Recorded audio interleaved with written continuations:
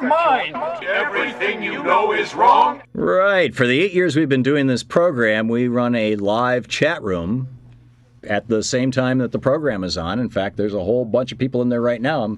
I check in, I drop in during the breaks, but it's not quite the cutting edge. Shannon Donnelly, a reporter with the Daily Beast, dailybeast.com, is on the line with us. Shannon, welcome. Hi, thanks for having me. You're welcome. Thank you for joining us. There is a new chat phenomenon that was started by a teenager out of his bedroom in Russia. Do I have that right?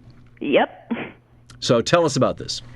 Well, this 17-year-old Andrew Chernovsky from Russia started this website. It's this ridiculously simple setup. It's just a plain web page with two boxes. You load onto it, and if you have a webcam-enabled computer, you'll see yourself in one box, and you'll see a random stranger in another box. If you don't like who you're talking to, click Next and get another random stranger.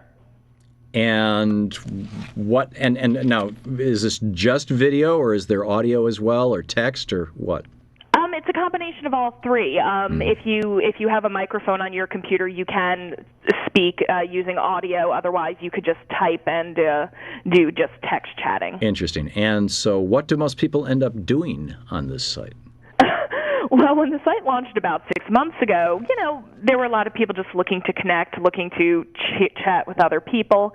Now, unfortunately, about 1 in every 4 users is a naked man. Oh, jeez.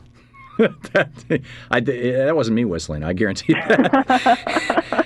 This sounds a little creepy, but in your article, Shannon Donnelly, over at dailybeast.com, you pointed out that I guess you interviewed some of the naked men, or at least one of them, and the guy's not a flasher in real life, but he's really getting off. He's really enjoying being a flasher on the web. Do I have that right? Yeah, he basically said he doesn't do it in real life. Gosh knows there certainly are people who do still do it in real life. But no, he's just a construction worker out in Oregon who, when he has a little bit of downtime, just goes onto the web and gets naked. A guy out in Oregon, that's not you, Jacob, our board op, is it? No, no, I'm so sorry. So Shannon Donnelly, this website is growing like a weed, right? Oh, it's gone completely viral. It's been up only about 6 months at this point, and it's completely pervasive. They showed it on The Daily Show. They've talked about it on every news network. It's just huge. And this 17-year-old kid now has a bunch of programmers working for him, and he's building an empire, and he's going to buy his parents a new house, I'm guessing, pretty soon, because he's still working out of his bedroom? Yeah, and in fact, I think he's trying to emigrate to America. He came here, to check out Silicon Valley, and I don't think he wants to leave. Oh, my. So what does this say about humans? And maybe what does it say about testosterone? Although apparently there's about 1 out of 12 of the people on there, so if you click enough times, are naked women, too. Women flashers? Not so much. I unfortunately had to spend a lot of time on the site researching the article, and I didn't actually see any fully naked women. I did see a few women who were having sex with their boyfriends and a few women with low-cut tops, but nothing compared to the naked men. That's interesting. All right, my mother-in-law has a next-door neighbor who goes out and gardens in the nude. And he just says he's a nudist, right? And I've always figured that the guy is a flasher. I don't know. But he's kind of an old guy, and everybody just ignores him. And what my mother-in-law did, as I recall, was just build the fence a little higher. Is this the same thing but easier? Yeah, the thing about it that makes it so easy is you're not going to get caught, you're not going to get arrested. If you ever had any kind of inclination to flash yourself, this is the perfect opportunity because there's no repercussions. You get, well, wait a minute, flashing is illegal, isn't it? It's illegal, but it's state laws. Yeah, it's state laws, and I don't know how that might apply to the internet. So, but I would think that if the Oregon guy that you interviewed was seen by somebody in Oregon, that they might be able to pop him. And what about, there's this big issue right now about underage teenagers texting photos of their own genitals to overage teenagers, and those overage over 17 or 18, depending on the state, and those overage teenagers then getting arrested for possession of child pornography, which then they end up as registered sex offenders and their lives are destroyed.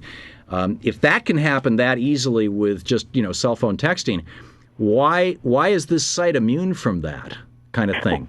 Well, I don't think it is immune. I think right now it's been under the radar enough, but it's getting enough traffic now that I'm sure someone's going to step in, because while there's a sign on the front that says, no nudity, as much as that works, and you have to be 16 and plus to use it, the fact is there's absolutely nothing stopping anyone of any age from logging on to it. 16 and plus, is that because the age of consent in Russia is 16? Yeah, I'm assuming so. Yeah. So that 18 is the typical age of consent in the United States, and I believe pornography is the porn sites always say 18 or over or whatever.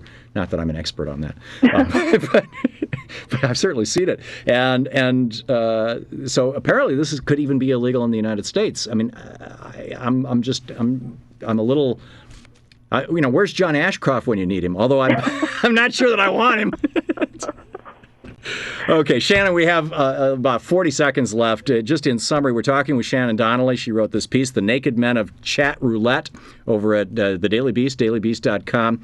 What's the carry-home message from this? What does this mean in a larger societal context and for the future of the web? Well, I think it just means that if given the opportunity, a lot of pretty normal, clean-cut American men will happily disrobe if they know that they can be flashers without getting caught. And, it probably means it's just going to keep growing. Which proves my old saw that the most dangerous drug in the world is not heroin, it's testosterone. Shannon Donnelly, she's a reporter with the Daily Beast. Her article, The Naked Men of Chat Roulette. Check it out. Shannon, thanks for dropping by. Thanks. Have a great day. Fascinating conversation. You too.